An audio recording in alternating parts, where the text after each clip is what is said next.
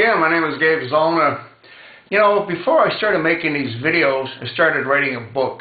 And the title of the book is America, a Warring Nation. And what I started doing was I went back right to the beginning, you know, the American Revolution. And I started looking at how many people died and what we accomplished with that. Then I went to the Mexican-American War, the Spanish-American War, the First World War, and the Second World War, and then the Korean War, and then the Vietnam War, and then I went on and on and on. And I probably will get back and try to do this book eventually, but I got again sidetracked with these videos. And the reason I got sidetracked with these videos was to try to educate people that seem to be sort of clueless as to what's really going on.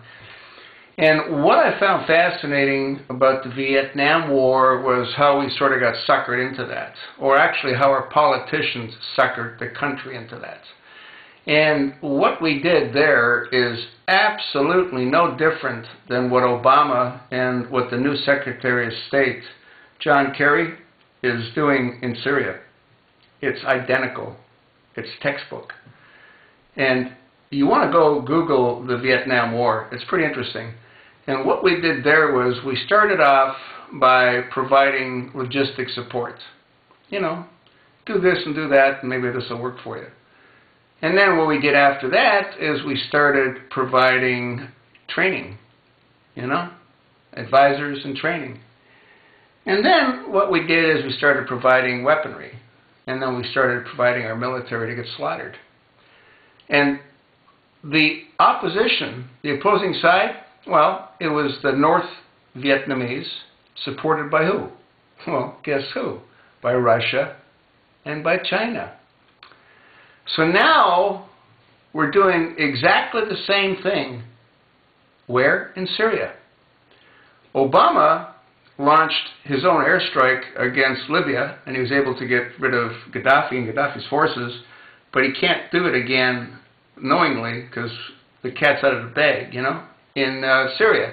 So instead, what he chose to do is to support the Syrian rebels to remove Assad from power. Now, Assad and his family have been in power for 40 years. Do you really think that Assad's out to kill his own people? No, he's not. See, Assad he belongs to a Shiite sect. And Obama, his daddy, was a Sunni. And I think Obama's a Sunni, but that's a different story. So what we're doing right now in Syria is identical, it's textbook, to what we did in Vietnam. And the Vietnam War lasted a very long time, from 1959 until 1975. Yeah. And if you take a look at it, what we did in Iraq was wrong. George Bush should never have gone into Iraq. And we should never have gone into Afghanistan. You cannot win a war against people that relish death. You can't win a war against them. They think nothing of blowing themselves up.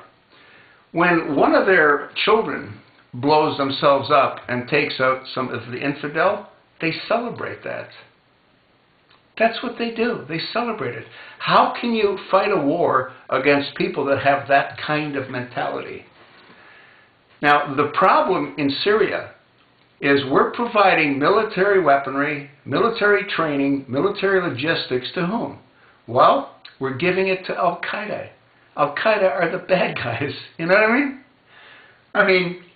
And then you got Bozo. He's sending Hellfire missiles to vaporize Al-Qaeda leaders. This doesn't make any sense. This has nowhere to go but doom and gloom. And guess who's on the side of Syria? The same countries that were on the side of the North Vietnamese. Yeah. That's Russia and China. So what do you think is going to happen when we keep putting more military effort into Syria to try to depose Assad? What do you think is going to happen? They're going to push back. Russia and China are going to push back. And they should. It's none of our effing business that we're there. What's happening is Obama is trying to turn the Middle East into a caliphate. That's what he's trying to do. He wants to turn the entire Middle East over to the Muslim Brotherhood. And he doesn't care who gets killed in the process. This is what's wrong when we put neophytes into positions of power. This is what's wrong when we put a community organizer as commander-in-chief. We saw his commander-in-chief abilities on the night of September the 11th, 2012. They were non-existent. The man went to bed while American soldiers and American heroes were being slaughtered. He is a psychopath, and he will destroy our country unless we remove him from power. What more do you need to know? The country is on the verge of being destroyed. We cannot go and fight wars in other countries with people that relish death. We cannot do it and survive. Russia and China are not going to allow Assad to fail. They're not going to do it. So John Kerry, with his $80 million and his big mouth shooting off how the Obama administration wants to support the rebels. The rebels are the bad guys, Johnny. Johnny, you were in Vietnam and you screwed up there as well, for God's sakes. You think you'd know better, but you don't. What's the answer? The answer is to bring our military back, protect our own borders, get rid of this president, and try to survive in an insane world. That's the answer.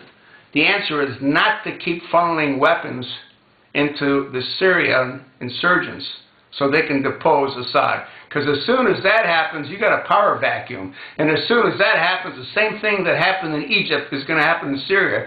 You're going to get some other whack job in there, like Mohammed Morsi. He is a convict. He's an ex-convict, for Christ's sake. And what did he say? Go Google it. Jews are from apes and gorillas. No, monkeys or pigs. Pigs, yeah, apes and pigs. That's what he said. And he's also sworn on the destruction of Israel. And guess what? He's also sworn on the destruction of the United States. And what's Obama doing? He's given them 20 F-16s and 200 Bradley fighting machines and all the weaponry that goes along with it. How insane is any of this? What is wrong with Congress? How is it you don't understand or see any of this?